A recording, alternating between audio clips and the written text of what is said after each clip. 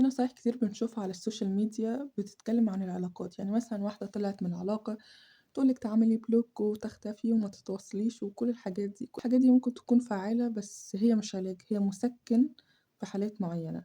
طيب إحنا مش عايزين نخرج من علاقة ونعيدها تاني مع ناس تانية أو نعيد نفس الديناميك تاني، فيا جماعة لازم نعالج المشكلة من الجذور، فتعالوا نتكلم إزاي نلاقي الحب الحقيقي وإزاي يدخل لحياتك.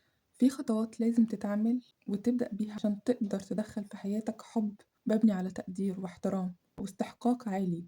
هنا الكلام مش مجرد كلام عن حُب ورومانسية، ده مبني على علم النفس والصحة العاطفية وفهم الذات. أول خطوة هي معرفة قيمتك والاستحقاق العالي، يعني بالضبط لمّا تفهم من الأساس إن النفس اللي ربنا ادّاها لك هي أمانة ولازم تحميها وتحافظ عليها وتقدّرها وتقدّر قيمتها، لإنك لو تساهلت في حقوقك أو تساهلت مع ناس ممكن تكون بتأذيك أو نواياها سلبية، هنا بشكل طبيعي بيحصل فوضى في حياتك في كل الأصعدة وفي كل المجالات، الكلام ده حقيقي ومُثبت علميًا، فأنت لازم توازن النقطة دي قبل أي حاجة ولازم تفهمها، تعرف قيمتك وتعرف قدراتك وتعرف إيه الحاجات اللي بتميزك. علم النفس كمان بيأكد إن الشخص اللي عنده وعي عالي وقدرة على ضبط النفس وقدرة على ضبط مشاعره يختار شريك مناسب، لإنه من الأساس شخص انتقائي.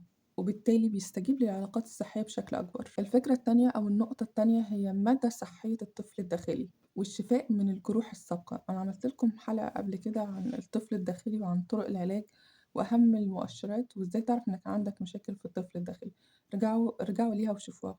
الطفل الداخلي هو بيحمل عند كل شخص الصدمات العاطفية من الماضي، فلو فضلت متجاهلها هتفضل مجروح وهتملى حياتك العاطفية بخوف وبقلق وبتوتر وعلاقات ما فيهاش أي استقرار. أنت لازم تعالج الطفل الداخلي عندك الأول، وده لما بيحصل بتقدر تتحرر من الألم القديم، تكون قادر تختار شريك صحي بدون تعلق عاطفي سلبي أو خوف من الهجر والحرمان. الفكرة التالتة أو النقطة التالتة هي الذكاء العاطفي وفهم الطرف الآخر. العلاقة الصحية مش حب ورومانسية، هي كمان إنك تقدر تفهم الطرف الآخر وتفهم احتياجاته، تقدر تتعامل معاها بوعي وتقدير حدود نفسك وكمان حدود الطرف الآخر، والقدرة على التواصل بوضوح صدق هو اللي بيخلي وبيضمن إن العلاقة تستمر. رابع حاجة أو الفكرة الرابعة هي التوافق في القيم والهدف، بمعنى إن الاستحقاق العالي مش بس شعور، ده كمان اختيار شريك متوافق في القيم والأهداف والاتجاه النفسي. يعني من البداية لازم يتبني أسس لحياتكم بشكل مشترك وانتوا الاتنين توافقوا عليها. فهنا بالتالي الحياة بينكم هتكون أقوى من أي نزاعات محتملة في المستقبل، وتقدروا تتجنبوا أي طاقة سامة ممكن تكسركم. خامس حاجة هي العمل على نفسك واستقبال الحب. بمعنى إيه بقى؟ يعني قبل ما تبحث عن شريك ديني لازم تكون مستعد مش بس بالظاهر أو من الجانب المادي، باستعداد داخلي بسلام نفسي واحترامك لذاتك ووعي عاطفي، لأن العالم الكوني اللي احنا عايشين فيه له قوانين واضحة، ومن أهمها قانون بينص على إنه الطاقة اللي اتبعتها هي الطاقة اللي هتجذبها أو الطاقة اللي هتحصدها. يعني لو قلقان ومتوتر وخايف هتدخل في علاقة هتعيد نفس النمط ونفس القلق والخوف والتوتر، هتلاقي نفسك في دايرة مقفولة مش قادر تخرج منها.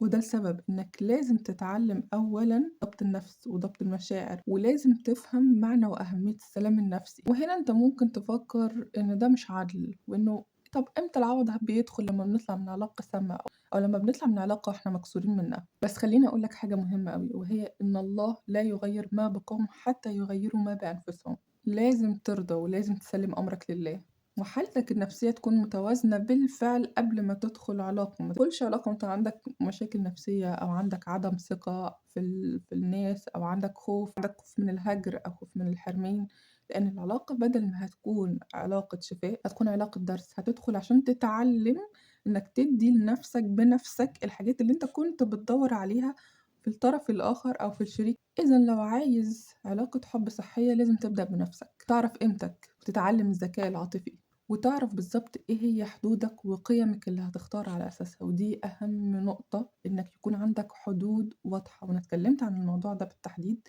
في حلقة الطفل الداخلي، لأن المشكلة الطفل الداخلي هي من أخطر المشاكل الصحية والنفسية اللي ممكن تبان بسيطة ولكن هي فعليا بتطلع من الشخص أسوأ نسخة فيه، لا هي قادرة تحط حدود ولا قادر يفهم هو عايز إيه.